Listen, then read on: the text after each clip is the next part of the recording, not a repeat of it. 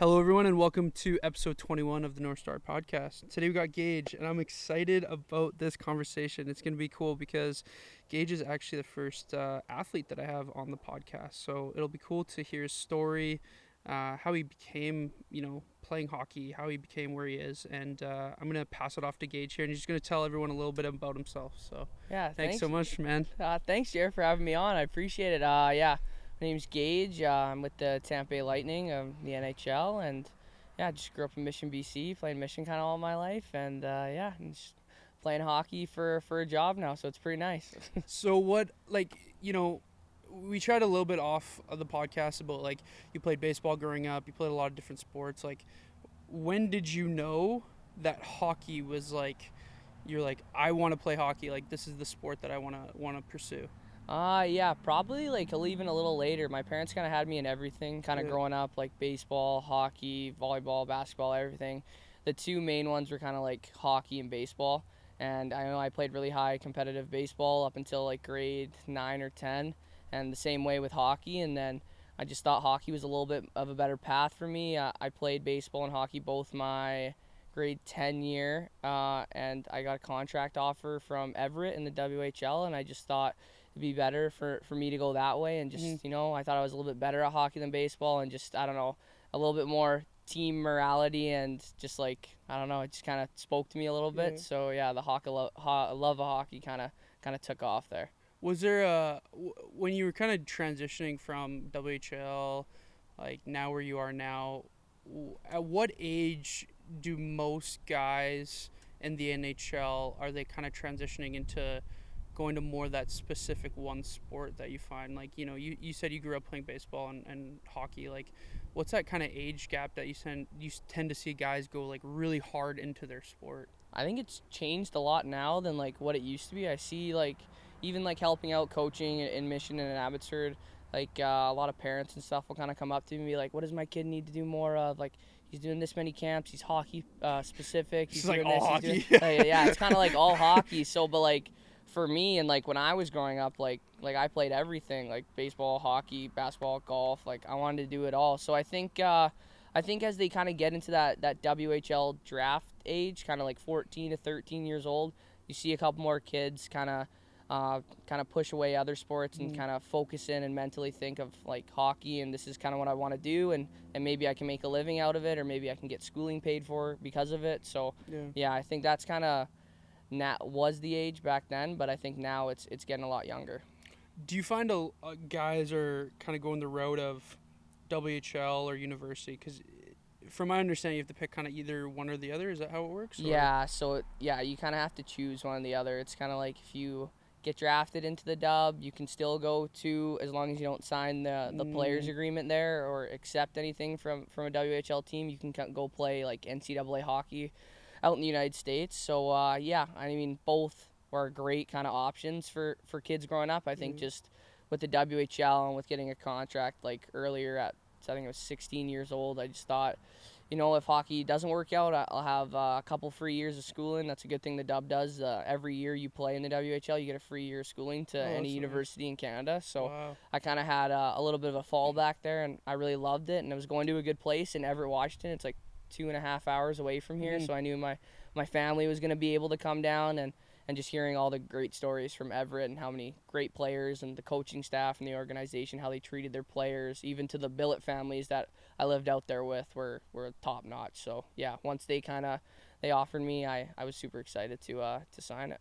Well, it sounds like too, you were in a place that you kind of fell in love with too. It sounds like you really enjoyed your time there. Yeah, I did love it. I mean, just from the group of guys we had to the coaching staff to my billet families down there, it just made the transition, because it was my first time living away from home, not being able to see my parents every day or my sister or anybody, to kind of isolated. You're out there, you're just going to play hockey and do schooling a little bit down there during free time or after practice, but you're definitely a lot more isolated. And I'm a big when it comes to family, hang out with my family. I've had a big family my whole life, so going down there kind of being by myself was a little bit of a change, but just everybody down there, from teammates, the coaching staff, to my billet families were just unbelievable, making me feel like so comfortable, Yeah, so at that's home. awesome. So yeah, it was really big for me. I think the cool thing too is like you got to experience maybe not what at that time what quote unquote the NHL was, but a little bit of it, right? Like they kind of it sounds like they kind of build a foundation for you to like kind of take that next step Yeah, if you're gonna go into play for the NHL, right? I mean, like, yeah, their schedule is like trying to, I don't know, mirror the Yeah, NHL yeah, schedule, whether it's type of game, how many games you play a year, when you're playing, the travel with like all the bus trips to all these different cities, like up in northern Canada and stuff like that. So yeah, definitely gets you really ready for the NHL and just for even for pro hockey anywhere. You kind of mold yourself into a little bit of a man there, and you get to see like how hard those older 20-year-olds and 19-year-olds work, and they're going to play pro in Germany, or if it's in the NHL or wherever it is, like you kind of see like, oh, you got to put in some work to get to that next level. It's not just going to be kind of handed to you. yeah. It kind of like shows what it takes to like now what you're gonna have to do basically when you play at that next level. Yeah, Right. exactly. So It's just kind of, yeah, show what it takes. You kind of said it perfectly there. that's cool. No, I think I kind of want to talk a little bit about your WHL career. I think um, it'd be cool to touch a little bit on it, but the question I have is like, you know, I remember there's a goal that you scored on a penalty shot. Do you remember that? Yeah, You it know was that. shootout. Yeah, Yeah. when it went viral, Yeah. right? Like, how was that? Like, was that the first point when you were playing, or like was that the first moment where you're like, holy, like there's a turning point here, like that everything just like it kind of exploded at that point, or how was that transition when that all happened? Yeah, a little bit. That's like when I kind of when I was getting more recognized, just Yeah, like yeah. by Everett fans or like people back home and stuff like that, or just like got ranked from like the NHL Central Scouting for my draft year. So that's kind of when it all kind of took off. Was my second year down there, and even like yeah, scoring the goal, and people I would come home for Christmas like a week later or something like that, and all my buddies were like, yeah, I saw you on TV last night. I was like, what? So yeah, it was kind of all just a little shell shocked and a lot at once, but that was kind of a big turning point for me, kind of getting that kind of just like, I don't know, viralness or whatever you want to Yeah, call it, yeah. just like putting yourself more out there for more people to see. Do you remember that moment like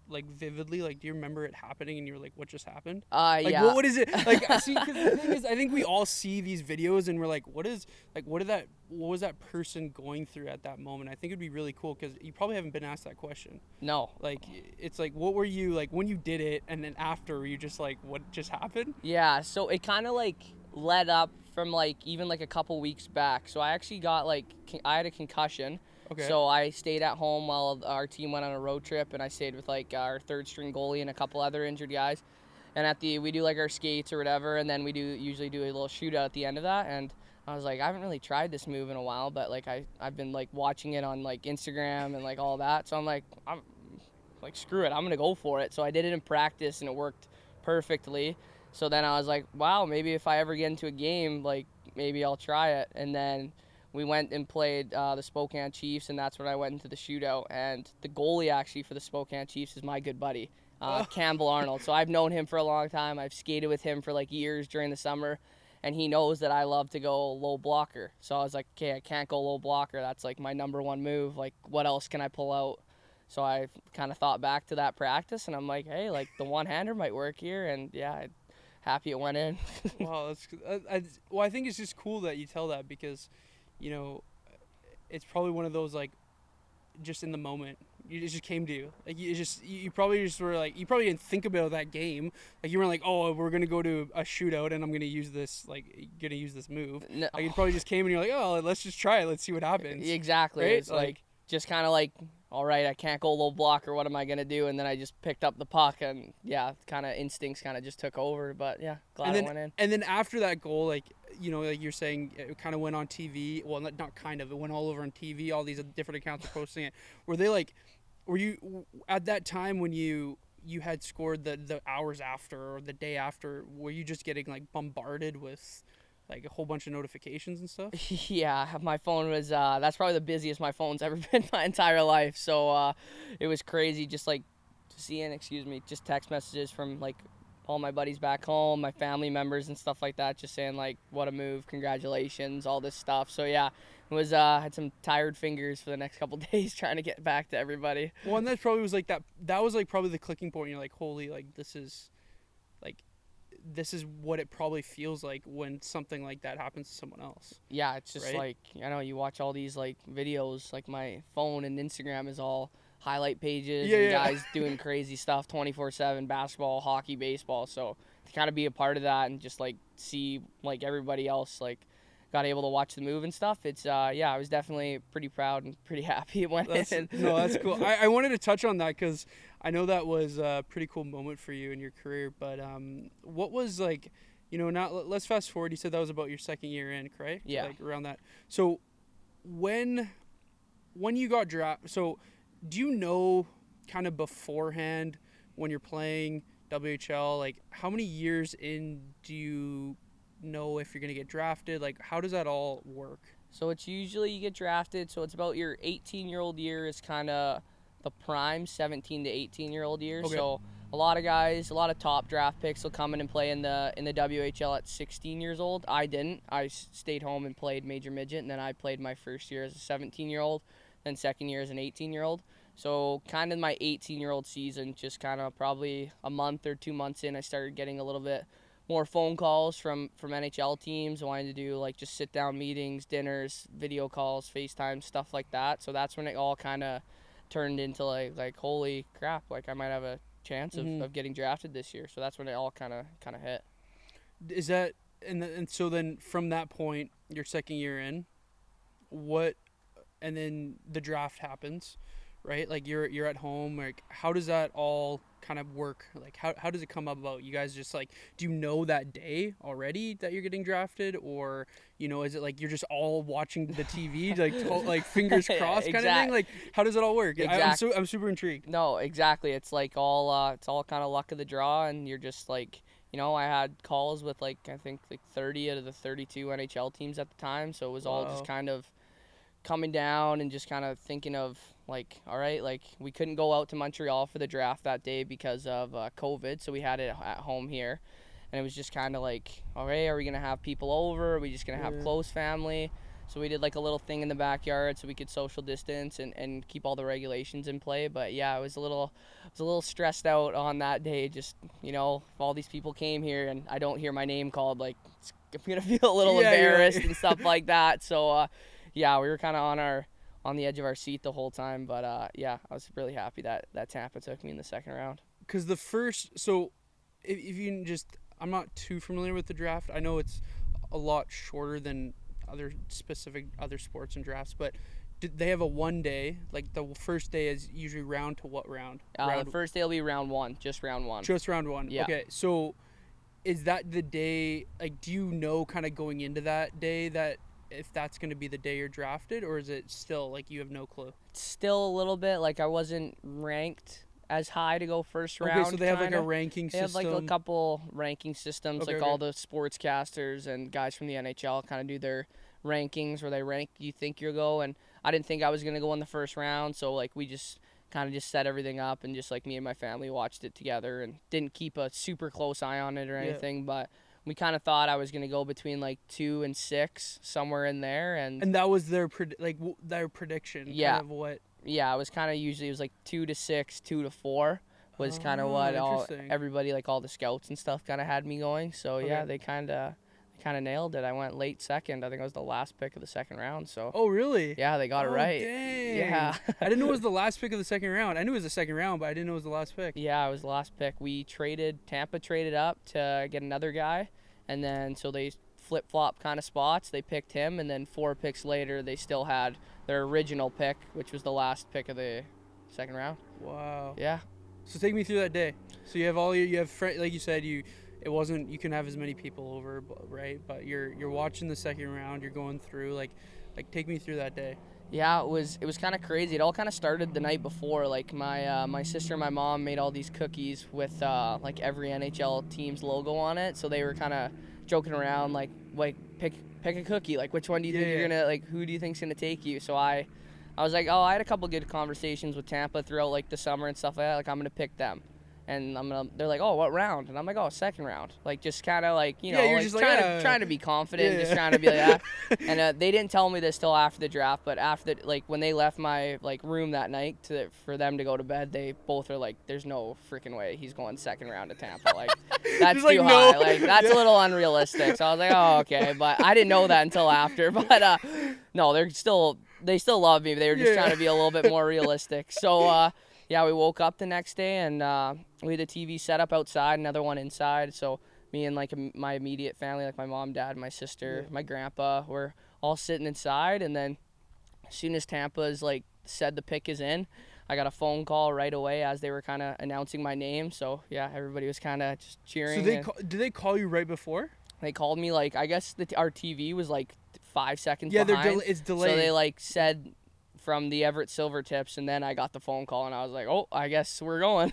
So that's crazy, man. Because Yeah. it's like they didn't even announce it on TV, and then you get a call like, oh hey, like Yeah, what's up? you're coming. So yeah, it all happened like I It's almost probably a blur. it is a blur. Like it was like I couldn't even remember like who I was talking to or on the phone. I was like trying to remember names, and everybody's screaming, and I'm like And you're like, I'm "Ah!" full of all these like crazy emotions. So I was like, oh my gosh, like just picked up the phone, said thank you, talked to a little bit, and then got saw my name up on the thing, rewind it, sorry, and just kind of Like, so you watched could it see it through. actually, Yeah, yeah, so yeah. I could actually see like Yeah. what they put up on the screen and what they said, and then yeah, after that it was like straight back inside to do media with a bunch of Tampa's reporters and stuff like that, just on Zoom calls and answering questions. Oh, like kind of right away. Yeah, like probably like 30 minutes later, 20 minutes later. So kind of got to spend some Wow. quality time with the family, and then straight into my bedroom where it was quiet, and just went on Zoom for about 30 to 45 minutes, just answered questions from some media and some reporters and stuff like that, and then just kind I of. didn't know it was that quick. Like that transition was that. I thought maybe you get drafted and they give you at least a day, but that's quick. No, man. yeah, it was right away. It was like, Wow. boom, you got drafted. Like, okay, kid, time to go answer some Yeah. questions. No, that's cool, man. I want to go back to obviously your NHL journey, and we'll go back. I know that I think it'd be cool to talk to, obviously, because we both know him very well. But Vic was here too when that happened. Yep. And how's your when did you meet Vic, and how did your relationship with Vic like really blossom? Like when did it happen, and why did you feel like he was the right person for you with your training and stuff? Yeah, so I met Vic probably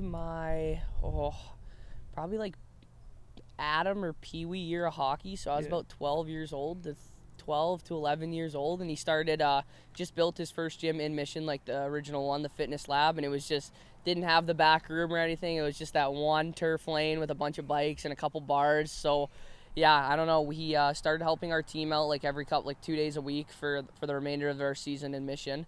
And then after that, I started going to him in the summers. My parents loved him. I loved him. He was just so caring. Just like one guy that just wants to do everything in his body and in his power to help you get better. Whether it's getting stronger, getting in better shape, like whatever you wanted. And just kind of like his work ethic, and just like you could just tell that he cares about you. Like he's actually, even when I'm 12 to 13 years old, like he wants to see me grow. And it's easier for other big trainers or everywhere to just kind of like, oh yeah, you're doing this today, and then kind of, I don't know, go off and do their own thing. But he was always kind of right beside me that through the whole journey. And yeah, I've been working with him for like, I think it's like 7 years now or something like that, 8 years. And yeah, just like he's kind of like a big brother for me. Like either like, you want to come over, do you need a meal? Like he always like, okay, we're gonna do this protein powder, this thing this year, like how do you want to switch it up? He's just so flexible in his time, especially with how busy like I am now, kind of with trying to find skates and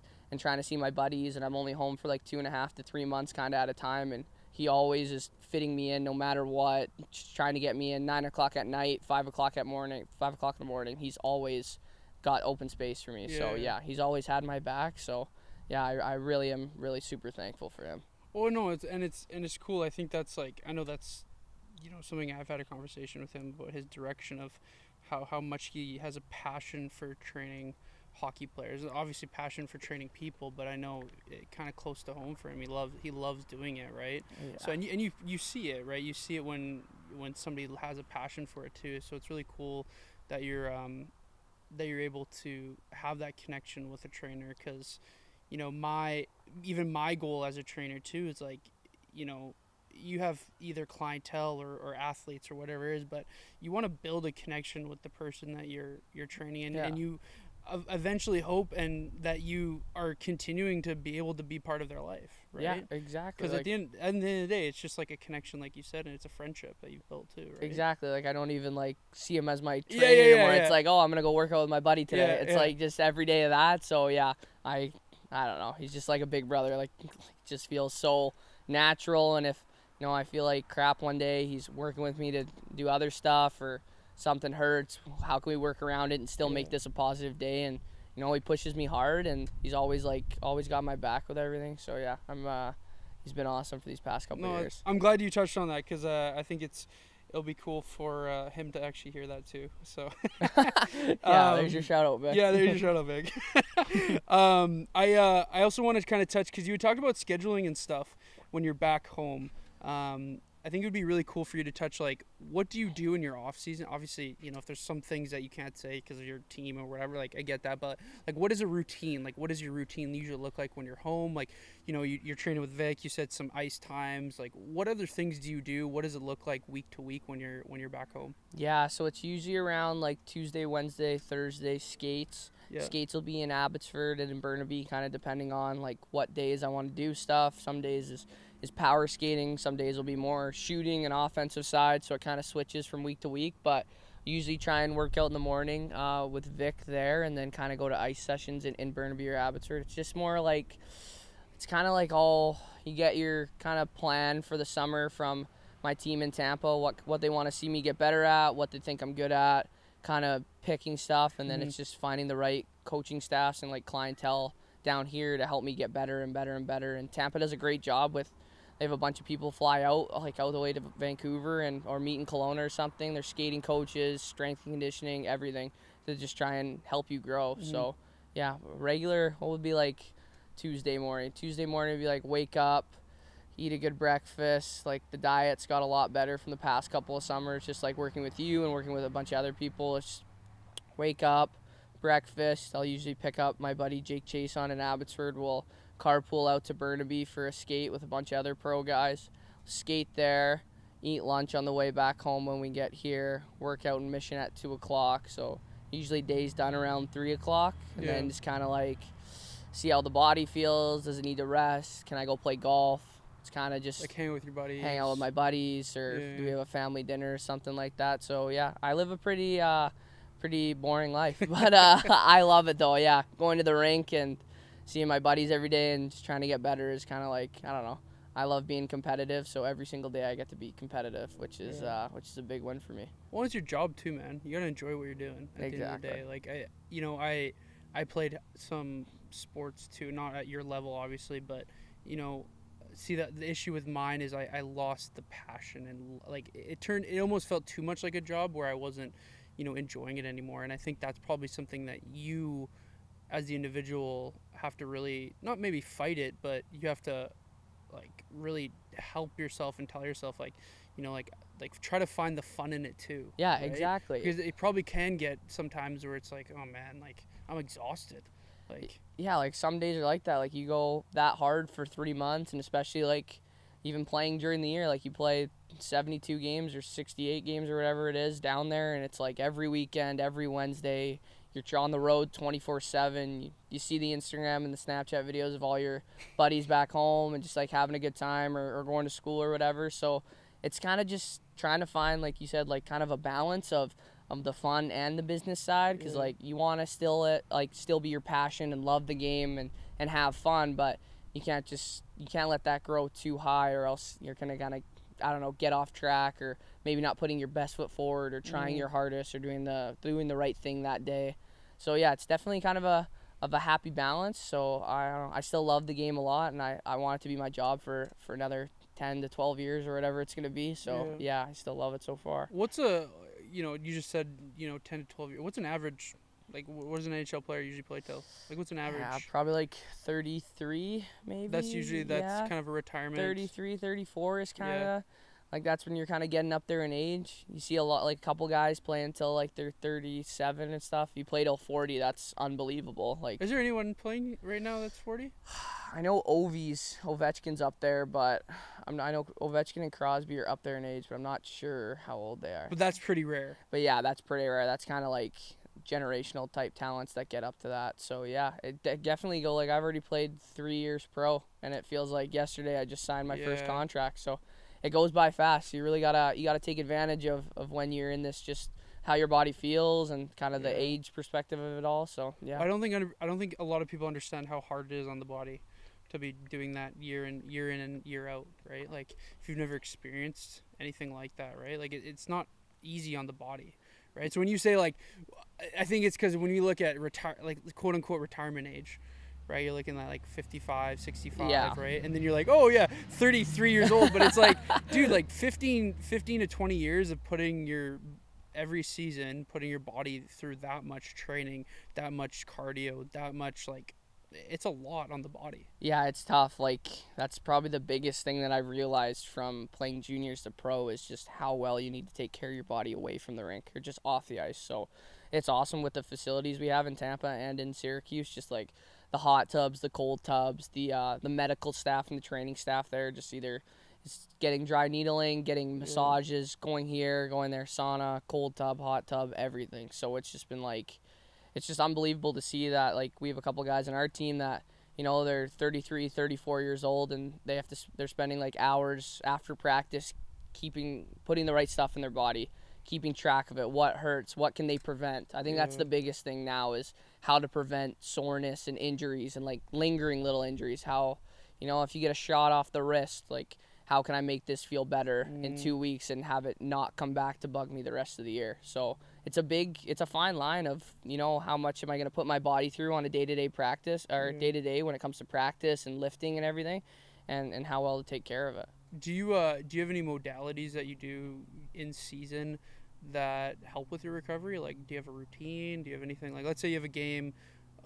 Can you just give me like what a week might look like of like scheduling, and then I'll ask the follow-up question. It'll usually be like Monday, Tuesday practice, Wednesday will be a game, and then Thursday will be another practice or an off day, and then we usually play Friday, Saturday. So that's a usual week. And then Sunday off? And then Sunday will be our day off. Okay. Yeah. So let's say, you know, you have a game Wednesday. What does Monday, Tuesday look like? And then if you have back-to-back games, like, is there anything that you do in between those games to make sure that you're fresh for the next game? Yeah, so Monday will mostly be like usually a harder practice, a little bit of a harder practice, a decent lift.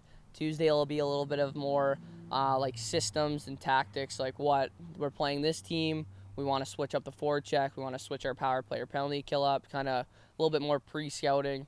And then for kind of the back-to-backs, it's just like getting to bed like after games is huge. Like, you know, like it's really hard for some players, like for me myself, to go to sleep after games. Like I love your adrenaline's like my adrenaline's running, my mind's running. I'm thinking about kind of how the game went, what I could have done better, what I did well, just trying to get that through. So I think a big thing is kind of just being able to let games go, good games and bad games. You know, you can go out and have a hat trick, and you can go out and be -4 with like you caused the game-winning goal for the other team, like that kind of way. So I think that's a big part of it, is kind of just like putting that game in the past, remembering little like bits of it, and kind of just getting a good night's sleep, taking care of your body. I'm a big like cold tub guy after the game, so I'm usually in the cold tub like every single night. So yeah, I'm addicted to it now, or like cold showers in the morning. Well, the cold tub's really good because, you know, it's pretty interesting. I'm gonna go get a little science here for you. You might actually like this. I love it. Like, so for like sauna and cold plunge, like sauna's gonna be, it's actually gonna cause, well, it doesn't cause inflammation, but it's gonna mimic inflammation, right? So, you know, if you're trying to recover, a little bit of inflammation is good, right? Because that's gonna help you grow. That's gonna help you gain muscle. But if you're doing like, let's say you have a game on Friday, and then you have a game on Saturday. Well, your modality is that you want to make sure that you're fresh enough for Saturday. Yeah. So that's where a cold plunge would be like amazing after a Friday night game. Yeah. Is because you're not really worrying about gaining any muscle from the Friday to Saturday. You're more worrying about how fresh are my legs going to be for Saturday, where cold plunge would be amazing in that state there. Exactly. That's like the biggest thing. Like we talk about that. We have like the signs up everywhere of how long you're supposed to stay in it. Like what do you want to do after? And I don't know. Sauna's usually like a Sunday off day, kind of sweat out whatever you had the night before or that kind of stuff. Like Sunday you get an off day, you might be able to crush a burger or a pizza or watch some football and stuff like that. So it's always kind of nice to do that. But yeah, the cold plunge is just so big for me. I love it. Well, and the nice thing about the sauna too is like if you're feeling under the weather, this is kind of a cool little fact too. You can by going in a sauna, you can actually mimic a little bit of a fever. So if you're feeling a little sick, the body mimics it as a fever. So when you get a fever, your body's trying to obviously fight off what you have. So if you go in a sauna when you're a little bit like congested or whatever, it can actually mimic it and help you recover faster from being like have a cold too. Oh, crap. So that's something that might help if you're in season. I didn't even know that. No. Yeah, because like think of it as if your body's heating itself up to fight off a flu or whatever, if you hop into a sauna and now you're going past your body's temperature, you're mimicking like a fever in a way, and you're able to recover a little bit quicker from being sick. Damn. So okay, I have a question for you about cold tubs. Yeah, for sure. Like if I say let's say I do like a super heavy lift, I'm doing like bench press, whatever you want to call it. Yeah. I heard it's bad to go in the cold tub after that. So it's the reason being is because now when you go into a cold plunge, you reduce all the inflammation. Yeah. Not all, but like you're going to reduce quite a bit of inflammation. Your goal actually after a workout is to have inflammation. Right, like that's what helps. What helps like get everything going. That's what helps your body adapt. It helps your body recover. So when you go into a cold plunge after a workout, it would be in the case of what I was saying about the game. Yeah. Right. So like a lot of times they actually say sometimes to do something like a cold plunge or whatever before you work out, and then do a sauna after. Yeah, that's okay. I've heard that too, but I didn't know if it was right or wrong. I just saw it on the internet. Because what's happening is you're now increasing your body's production of inflammation when you go in the sauna after.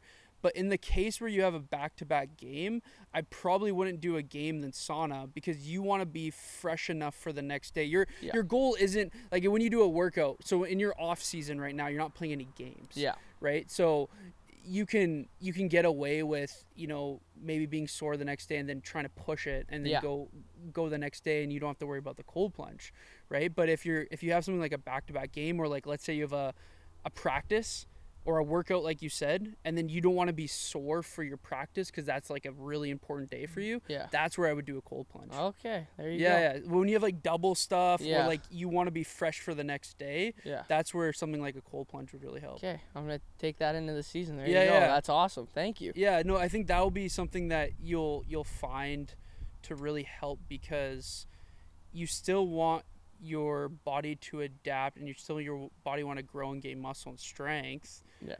But if you're always doing a cold plunge after those things, it's just time and place. Yeah. Like in season, your goal isn't to gain a crazy amount of strength. No. It's to maintain. It's to maintain and perform, that's right? What it is every single year. Dude, you're getting maintenance. You're getting paid to perform at the end of the day, right? Like obviously there's more to it, but like your results as a player are going to depend on your performance with your team, as yourself, by yourself, like what your contract might be, what your next move might be, right? So you want to be at the best performance peak when you're in season, right? Exactly. At the end of the day, it's kind of whatever you do on the ice is going to get you paid or it's not going to get you paid. So that's kind of what they take the biggest look at. Well, and is that something that actually I'm curious now to hear? Has that adapted for you? Because like when I played let's say when I played college baseball for a few years, I would be like, I got to work out and get strong during my season. Like, I have to be lifting so heavy. Like, did you ever experience that at all?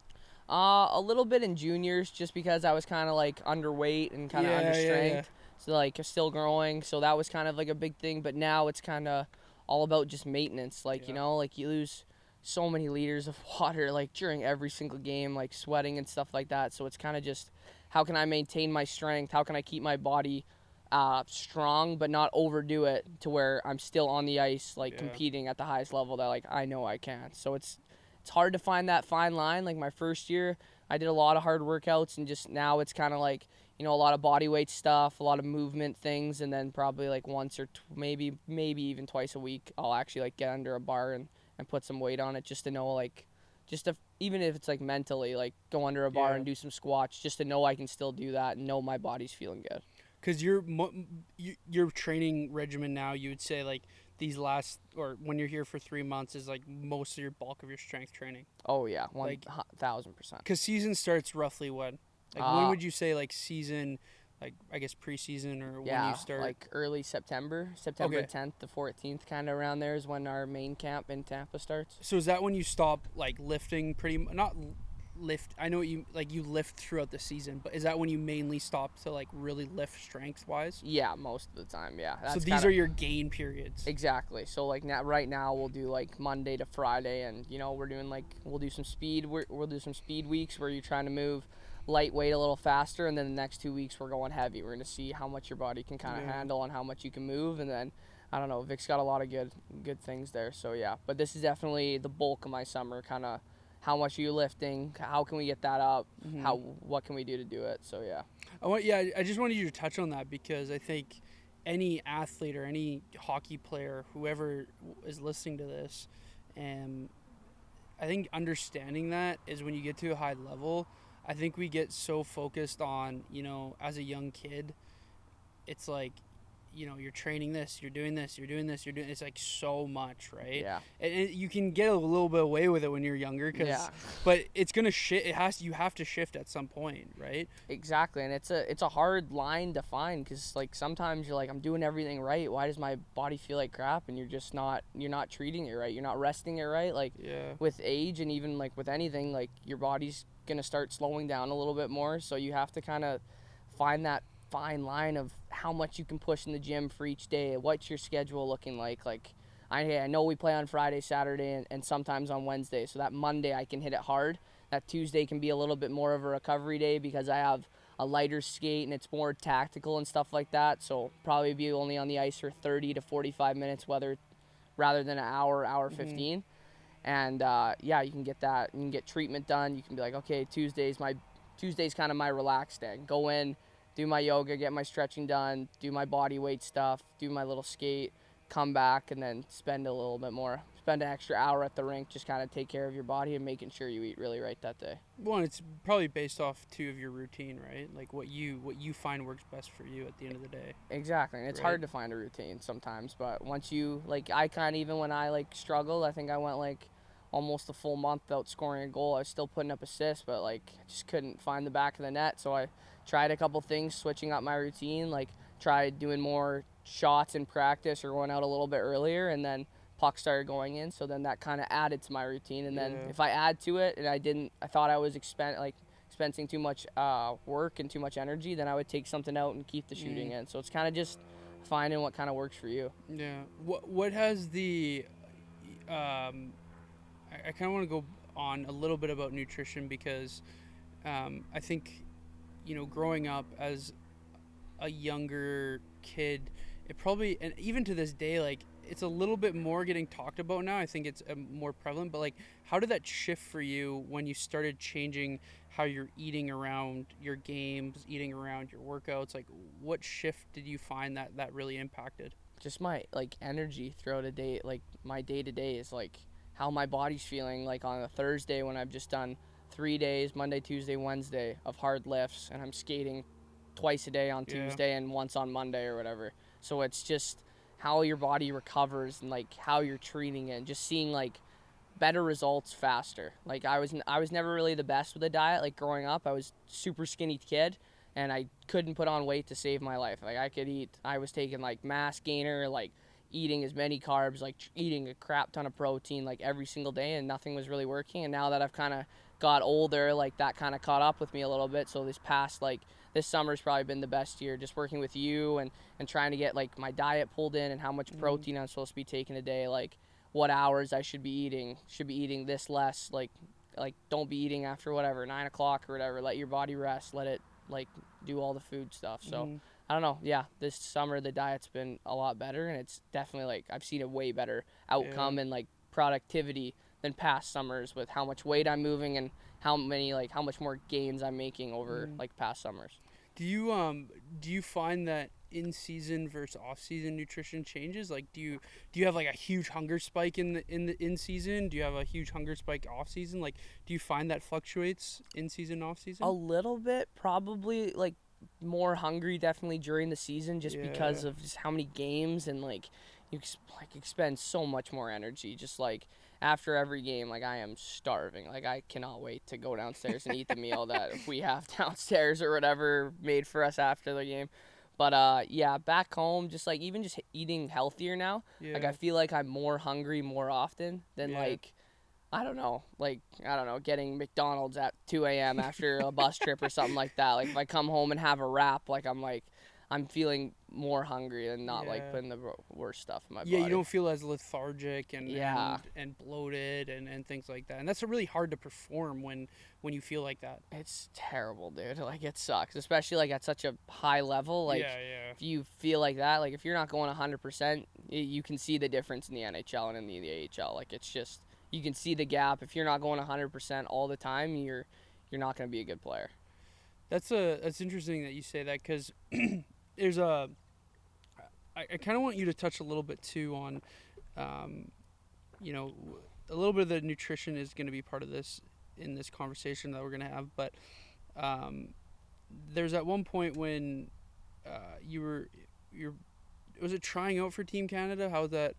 I want to. Yeah, World So, like, Junior team. Yeah, World Junior. So when you're, at what point in your journey did that shift? But you have also talked about like how your team is giving you specific food after the game and stuff like that. Like, does that always happen when you go to these higher level, like either camps or tryouts or team to team? Like, are those things available? Those like nutrient dense foods, those things that are being made. Like, do you always get access to that kind of stuff? Definitely in the NHL, 1000%. Anytime with Hockey Canada and stuff, like a million times. Like with Tampa during training camp, we'll have food and chefs made for us, like meals That's for so us every cool. morning and every lunch, and sometimes guys will take home dinner from the rink. So like realistically, like you can get 3 good meals for you, like protein based or whatever you need that day or whatever diet you're kind of going through Yeah. every single day. So yeah, it's really big. I'm not sure with like other teams. I think all teams in the NHL have private chefs, and in the AHL it's kind of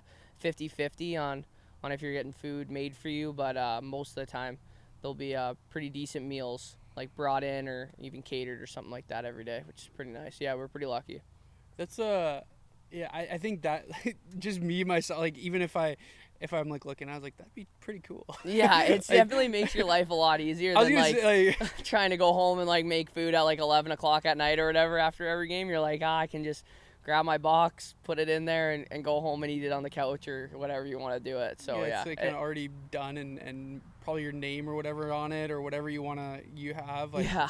that day. That's so cool. And I was just curious on like if other camps and like things that you do. I know you chatted about like you have another event that you have to go to and stuff like that. I wasn't sure if all those places every time you go like food's provided or because it essentially just makes it a little bit easier for you too at the end of the day. Yeah, just like you don't have to. It's another thing to not worry about, Yeah. like going grocery shopping or planning on what meal you're gonna make that night for dinner and stuff like that. So it makes our jobs a lot easier, and it's really big. Like some guys in Tampa that have been there for a while, they have their set meals every single day, and all they do is just like, hey, can I pick it up? And the chefs just hand them their 2 boxes, and there you go, you're ready to go. And they're So all yeah, on their way. no, Well, yeah, the way Tampa does it in Syracuse is like unbelievable, like the most top notch I've ever seen in my entire life. So I'm pretty No, lucky to be there. That's cool, man. That's super cool. So I kind of want to backtrack now, talking about your journey now in the NHL, AHL. What what was it like? Getting drafted. We talked about starting your season, your first season. Getting into it. Like, what was the process of it all? Like, what did you have to do? We had chatted off a topic about like saving money, things like that. Like, what was the first year really look like for you when you started? It was a big jump, like signing my first contract and like getting that money like so quick and so fast. Like it's more money than I've ever seen in my entire life. Yeah. So just kind of, yeah, my agent, Shane Corsten, just did a really good job of kind of hooking me up with a financial advisor, and we got that all taken care of. And that's just like, yeah, a lot of these guys just help me out so much. So that's so much easier for me to just focus on my job, hockey, just kind of move on. So just putting away money and knowing what my spending limit's going to be throughout the month and when my paycheck's going to come in and deal with that. And then kind of from like the actual hockey side, just how much it takes to be a pro, even to play in the AHL, not even the NHL, just like the day-to-day process of waking up, getting a good meal in, like taking in all the information in all of our meetings, doing that stuff, like being able to do that, everything that we just talked about in the meeting on the ice. And yeah, you got to be ready every single day. Like you can't really take a practice off and just kind of go through the motions, or else it's like you're just going to be really visible to the coaching staff and the management and everything. So the first year was a big jump for me. It was a big learning curve, and I had a lot of older guys on that team, like Gabriel Dumont, who I still play with, and Daniel Walcott. Both of them have played in the AHL for 8 or 9 years and been up and down the NHL throughout their careers. So those two guys for me were instrumental in just helping me perform day to day, you know. And it's a lot mentally too, right? Like living by myself for my first time ever, like just strictly me in an apartment. So just kind of dealing with that and how to, I don't know, get close to the team and figure out things to do, and, you know, kind of, I don't know, leveling out, like talking to my parents back home when they can come out, but me still being able to focus on my job and kind of the task at hand. So yeah, the older guys definitely helped me out a lot, which is unbelievable of them. It just shows kind of their character and how great of guys they are. That's cool. I think it's, you know, it sounds like as any athlete's journey goes, is like you have certain people that impact you more as you go through your journey. And I think it's cool too, because even probably when you were in the WHL, you had, there's specific people that kind of like guided you in the right direction. And then, you know, now AHL and NHL, like people are guiding you in a certain direction, like, you know, and having those people around you, it kind of takes multiple people to like really like help you grow too, right? Like there's a lot of moving parts in it too. Obviously credit to you too for doing all the things, but you know, at the end of the day, I think it's really cool that you have like a team behind you that like really like kind of, this person helps you this, this person helps you this person helps you with this, and it's just like, you know, it's a moving part. What was the, you know, and you had mentioned going up and down to AHL, NHL, like what was that for you the first time NHL game?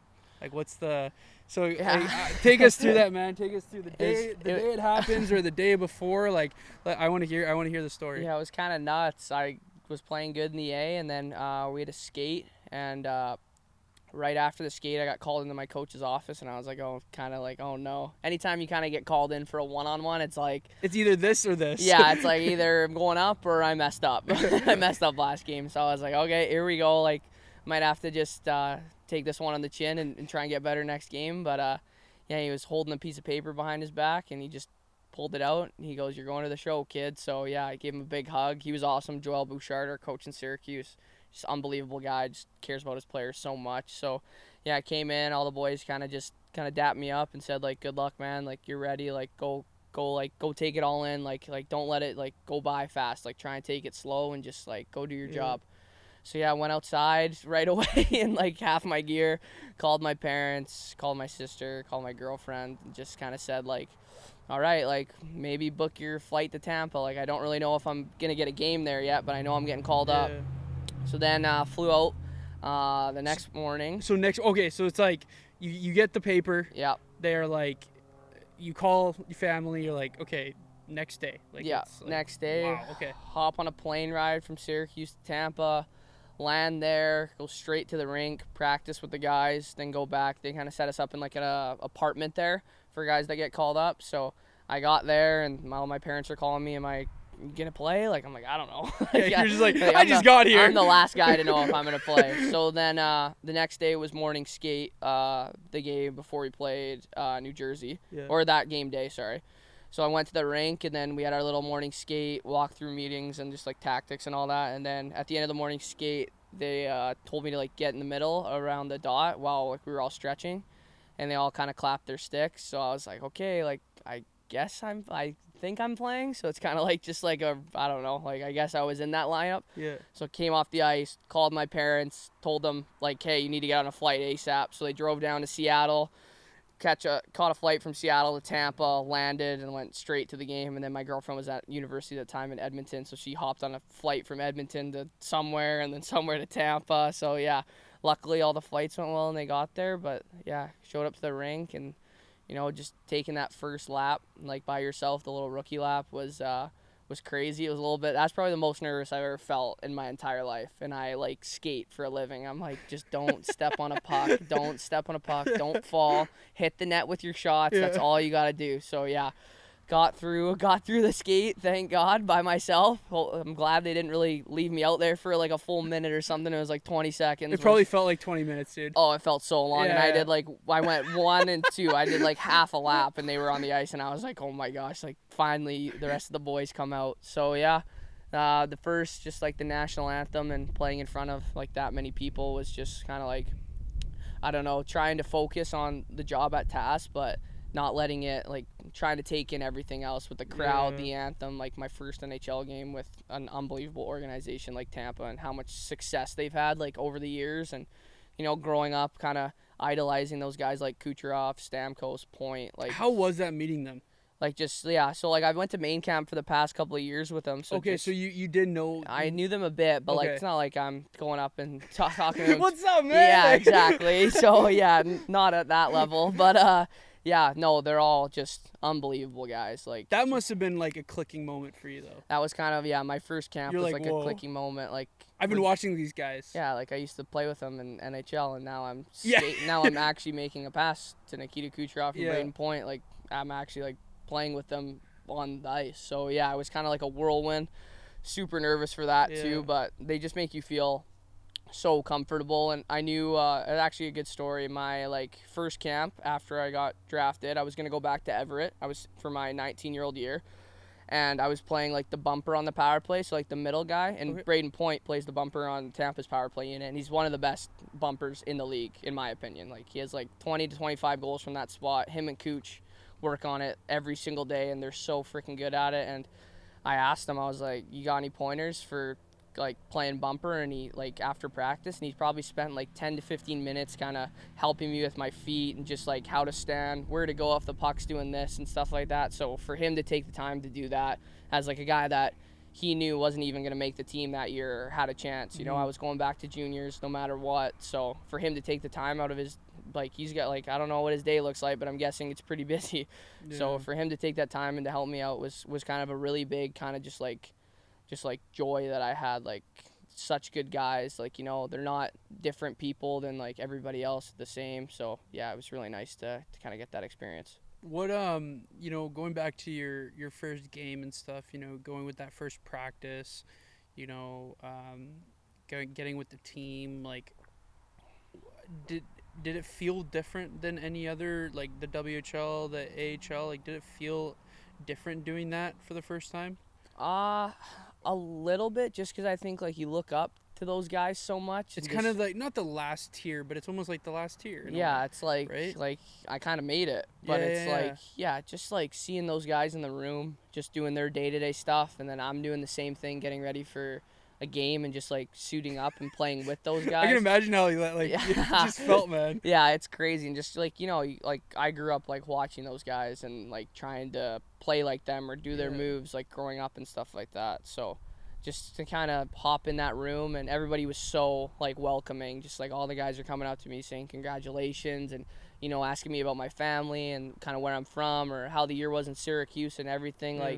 Just totally down to earth, normal guys. So I was I'm really grateful to have played my first game with them, because you never know from team to team what it is. So yeah, I was really lucky. So you play your first game. How many games were you played? I played 2. So you played 2 there. So was it the day after 2 you stayed? Yeah. So I got there the day before, played, and then we had a day off the next day, and then I played again. And then after that, like how does that process? Then you go back to your AHL team? Like, how does that all work after Yeah, that? just kind of they had a guy coming back from injury reserve, Tanner Janot, who's kind of like a full-time NHLer, hell of a player. Yeah. And he was coming back for injury, so they had to make room on the cap to be under the cap. So I was kind of the guy to go back down, and I'm still young, so I got the call and just got a phone call, be like, hey, we're gonna send you back down. Great job. Just keep working and like we'll try and get you back up and see if everything works. Just keep trying to play good. So yeah, it's just the business side of hockey. Like you can play as good as you want or play terrible or whatever. Yeah. It's just kind of what the team needs. It's hard. I think it's cool though that like even even that you got the opportunity to go and get a taste of it. You know what I mean? Yeah. Because I think that's really cool. Like you said, you're still young. You're still going at this still, and you're still going full force. That you're like, okay, I know what this feels like. Like, right? Because like the next time you get called up, it's like, oh, I've been through this. Like, exactly. Like I got a taste of it. I know what to expect in a way, right? Yeah. Because I think that's probably the biggest hurdle is getting that first game. Like getting that first game out of the way, right? Like that's probably the most nerve-wracking thing at the end of the day. Exactly. So like, yeah, this will be like my 4th Tampa Bay camp coming up, and I feel really comfortable. I know those guys that are full-time NHL players better.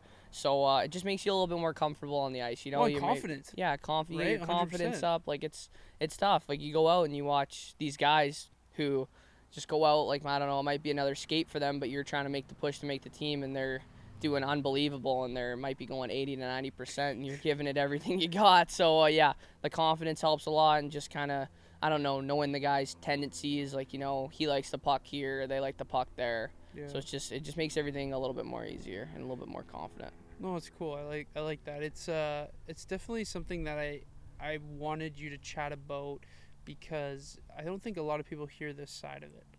They don't understand either what goes into it, how you feel like going into it. Like I think it's really cool that you were able to express that journey for yourself. So now you got this summer to train. You go back to camp. Yep. Right. What does that look like? You go to the pro camp. How do you know what the next step is for you? Yeah, it's just kind of management will be like, what day do you think of coming down? So I'm going to go down to Tampa like middle to late August, and then I'll have probably 3 to 4 weeks down there to just skate with the other NHL guys that are still down there and stuff like that for a month, and just work out with their strength conditioning coach and eat and stuff like that, and kind of get used to everybody, and then just try and go into camp, make a good impression with everybody, and then you play your 4 preseason games, and just trying to do good in there. Kind of get told, or just like an outline of what kind of role you want to play. If you want to be a skill guy, or you're going to be on third line, fourth line, in and out of the lineup, power play, penalty kill. So just kind of figuring out what type of role you can help that team win. Because at the end of the day, you can be the greatest player in the world, but you come into a team that has a million great players. They need like other guys to do different jobs. Like you're not going to have your 120-point guy go block shots and play on the penalty kill, right? So it's like you got to kind of find out what role, and every role is so big. You don't have those. If your top guys aren't scoring, you're probably not winning games, and if your bottom 6 guys aren't having a good penalty kill, you're probably not winning games. That's just what I kind of love about hockey in general. Like there's so many different roles and aspects to the game, and you kind of need everything to fall into place perfectly to have so much success. And Tampa's done that the last couple of years, with the back-to-back cups and like a couple of years ago. So yeah, they do a great job of just trying to find players that fit the right roles and do whatever it takes for their team. I like that. That's cool. Going back to a little bit of the pro camp, do all the guys, so like your teammates too in the AHL, do they also go to the pro camp, or is it only specific guys that go? Yeah, usually everybody that's on contract with Tampa will go. So we'll have a couple junior guys, and then cuts are made once kind of after the first preseason game, and then more cuts will be made after the third. So yeah, everybody's there. You have from Cooch to me and to everybody else. Like, could be you've played there for 8 years, or this is the year you just got drafted. So it's kind of, everybody's there, and just trying to not get cut and stay there as long as possible. No, that's cool. So last year when you played, how many preseason games did you play? I played 3. 3. Yeah, 3 out of the 4? Yeah. Okay, and then, so does that mean like after that third game they're like what did they? That's kind of your Yeah, you just kind of, they go in and do your meetings. They Yeah. usually have a couple meetings after games. They just said, hey, like, we thought you had a good camp. We're going to send you down. We think you need to develop a little bit more. And Yeah. I totally agreed. So went down to the A for another year. And hopefully I thought I did a good job of kind of developing and adding more different parts to my game with a little bit more defense and less turnovers and stuff like that. And then, yeah, they liked it and I got a shot. So hopefully I can just kind of keep trending in the right direction and just put my best foot forward and see what happens. So the goal, like this camp coming up, is like all 4 games. You want to stay the whole time, kind of like. I think it's cool that you have like every year's like progressively gotten a little bit better. Yeah, so, right. Yeah. Like I think that's a cool like. I think that's normal though. Yeah, right? It's tough. I mean, it's the best league in the world for a reason. So hopefully I can just keep taking those steps, and I really hope that I'm trying to put in the work and do everything right away from like Tampa to hopefully make an even bigger jump this year and try and play as many NHL games as I can and be in a good spot to hopefully help them win games. Well, that's cool. I like that. I'm gonna make a little shift here though. You mentioned your family and stuff, and I just want to hear a little bit about how important it has been to have your family like behind your back with you through this journey, and also to like if it's challenging to not have them around as much when you're playing, like how do you go through that? How do you feel about that? Yeah, just like they've just been such a big part. Like we have a huge family. Like I think my grandpa was like the youngest of like 10, so like so many great aunties and uncles and stuff like that. But like for my mom and dad, just kind of like putting their life on hold at such a young age to like help me and my sister like play every sport and try and follow our dreams, which was like unbelievable, and so grateful to them. And it's hard at times. Like my sister lives in the States now too, in Colorado with her husband. So just trying to like find good times to see everybody. Like it's a lot different than kind of normal families, I guess. Then it's just like, oh, you come home and you see them every weekend or stuff like that. We have to pick right times for my parents to get off work to fly down to Syracuse or Tampa to come watch me play, or me trying to get home for Christmas break and stuff like that. Like this year I wasn't able to come home for Christmas, which was tough. So it was my first Christmas not at home. So yeah, it's definitely a challenge, but yeah, we still keep pretty tight with texting and calls, and my mom probably wishes I call her more. So I'm trying my best. I always get given a hard time if I don't call her for a couple days. So yeah, just trying to like keep up with what they're doing and how they text me after every single game, like great game, even if I'm -5 and I scored on my own net, they still text me great game and stuff like that. So yeah, they're really they never really like they pushed me, but not to the point where it's like ripping, like talking to me after games of stuff I need to do better, stuff like that. They kind of just, as long as you have a passion for the game and you love it and you want to work at it and you want to make this a job and do this for your life, like go get it, like it's on you. And they did a great job of kind of just like supporting me in every kind of role I had. Is there anything that you for like you had mentioned like all the things that they've done, they sacrifice all these things, like as the individual, is there anything that you really want to like give back at the end of the day? Is there something that you've like always wanted to do for them for all the stuff that they've done? Like yeah, I definitely, like the goal, like the dream is to hopefully like buy them a house. And I think my dad's been driving the same car for like 10 years or something like that, so he won't give it up no matter what. He loves it to death, the Honda, but I don't know why. So yeah, hopefully I don't know, one day just buy him a house and hopefully get my dad a new car or something like that would be pretty special and kind of just big for me, just with how much they've given up to help me get to the level I'm at. So anything I can do in return for them would just make me feel really good, and hopefully they like it. Hopefully I didn't pick a bad house or something one day. Well, and you know what? If you were to ask your parents, probably too, they wouldn't even want anything from you probably at the end of the day. And you know what I mean? Like they seem so supportive that like at the end of the day, to them that it's just, they're just so happy that you're able to pursue like your dream. Exactly. They're happy for you to be doing your thing, right? Yeah. So I think that's really cool. If I always think that's something that I always wanted to do when I played a sport, and unfortunately that didn't happen for me, but at the end of the day, I think it's super cool that that's a goal for you, because it just shows too like all the hard work that you've put into, right? So yeah, thanks. Yeah. I want to kind of ask a last kind of ending question here, but I think it's really cool for the younger generation coming up and wanting to be someone that's in your position. Like I bet you there are countless amount of young hockey players that look up to you and want to be exactly in your same position at their age. So is there anything that either a piece of advice or a direction that you would say that's a good place to start? Like what's something that you would say? Yeah, I would just probably say just kind of like, I don't know, like growing up, I was never really like the best player on my team, kind of at like any level or like the number one guy. Like maybe one time at major midget, I had the most points, but that was kind of it. So I don't know, I got cut from a lot of teams and I didn't make a lot of teams, or I wasn't like the number one center or the number one winger or whatever, best point getter. But yeah, I still got to a position where I got a couple NHL games. So I would just kind of thing that even like sticks with me today is just to have a little bit of a chip on your shoulder. Just kind of, take every like failure with a lesson. Like you lose and you learn. So you're learning at what you can do better, what you can do more of to not make that happen again. So yeah, my biggest thing is like got cut from the dub, like, so I was like, okay, well, now I gotta go play in the dub one day to prove these people wrong, right? So yeah, hopefully just try and prove people wrong and try and just be mentally strong and that kind of thing.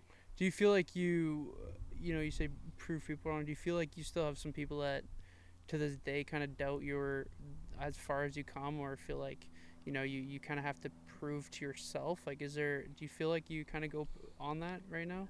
Oh yeah, for sure. Like even like, I don't know, like how big social media is. I think it's a happy line. I don't want to let it like consume me, but like some days if I'm tired or something and I don't really want to like go for that second skate of the day or push that weight, I always kind of I scroll on Twitter and Instagram all the time, and there's always some choppy tweets about how Goncalves isn't a NHL ready player and stuff like that. It's like, oh, you don't think so? So, okay, like I think I am. So let's go. So yeah, I think it's kind of just like healthy competition for me. Like the more kind of doubters I have, like the harder I kind of go. So it's kind of just I remember like last summer I printed out like a bunch of bad tweets that said to me and like put it on my wall so I looked at it every day. So it's like, yeah, I don't know. It was a big thing for me, just trying to like keep that chip on my shoulder, kind of no matter how much success or failure kind of comes my way. Like you could get the best contract in the world and play in the NHL full time and whatever, but I still want to have that like kind of, I don't know, that underdog kind of mentality. Well, I bet it's like tough too, because you have so many people that support you too, right? And it's really hard, like no matter you're an NHL player or whatever you're doing in life, like it's really hard sometimes when there's a lot of like there's a group of people that are against you, to really remember how many people you actually have behind you that are supporting you at the end of the day too, right? Exactly. Like that's a hard thing, and I can imagine that you probably fight with that a little bit too. For sure. It's like like there's a lot of people out there that don't think I'm NHL or just like whatever, and then I come home, my family obviously like tells me how wonderful it is and how great you are and you're so lucky and blah blah this and blah blah that. So it's like a good line, because like obviously you want to have that, and that's what family's supposed to do. They're supposed to lift you up, but I don't want to let it go too far to where I can kind of take my foot off the gas pedal to where I made the NHL, like I played 2 games, like okay, like maybe I can miss a workout today, or maybe I can go crush McDonald's or whatever today. So I don't know. It's a tough, healthy balance, but yeah, I think it's good. Well, it sounds like you got a good routine going too. So yeah, I think the biggest thing for you is, like you said, you have something that you're working towards each year that's a little bit different. Yeah. Right. Even if it's percentage wise, even if it's 1% better than the year before, it's like you're going in the right direction. Yeah. Right. And I think it's cool that you have these little goals within these goals. Yeah. Right. Like it's, and little, I just mean like, like you have something that you want to achieve in this span of moment, but the bigger picture is you have this other bigger goal, right? And it's just like you work in and out and stuff like that. So, well, man, I want to thank you so much for your time, because I know I guess you're still busy during this time, but I just appreciate your time. And usually how I end off the podcast, if there's where people can find you, if there's anybody that has any questions or anything like that, like where can they find you on social media? What does a schedule look like if they want to watch your game, stuff like that? Like how does that all work? Yeah, just DM me on Instagram, I guess. What's your Just your Gage Instagram? Concalves. Yeah, Okay. all one word. And what is your what is a season sorry, when I meant like where can they watch you play is like I meant like your season, like Oh, what's in your season, yeah, yeah. in season, yeah. So yeah, if I'm hopefully in the NHL, then just get like there's like an NHL.com package that you can buy, so you can watch like every NHL game that's on like wherever you want. And then if I'm on the AHL, if I'm back in Syracuse in the A, then there's another thing called AHL TV. You can just get it's just like an app that Oh, you okay, just cool. download on your I didn't phone, or even you can download on like your smart TV, and you just plug it in, and yeah, you just choose the game. So Cool. those would be the two. That's perfect. No, that's exactly what I was hoping for. I didn't even know the No, you're not the only person. Don't yeah, worry. I was like, oh, I usually like if I might go catch like one of the games out here, but Yeah. I don't tend to watch a ton of like hockey in general, right? Yeah. It's I had to just, teach my parents how to use the Yeah, app, so okay. it's fine. Okay. But yeah, man, thank you so much, and I appreciate everything. Thank you so much, everyone, for listening to episode 21 of the North Star podcast, and thank you, Gage. I appreciate your time, man. Thank you. Yeah, thanks, Jer Bear. Thanks Thanks, everybody. buddy.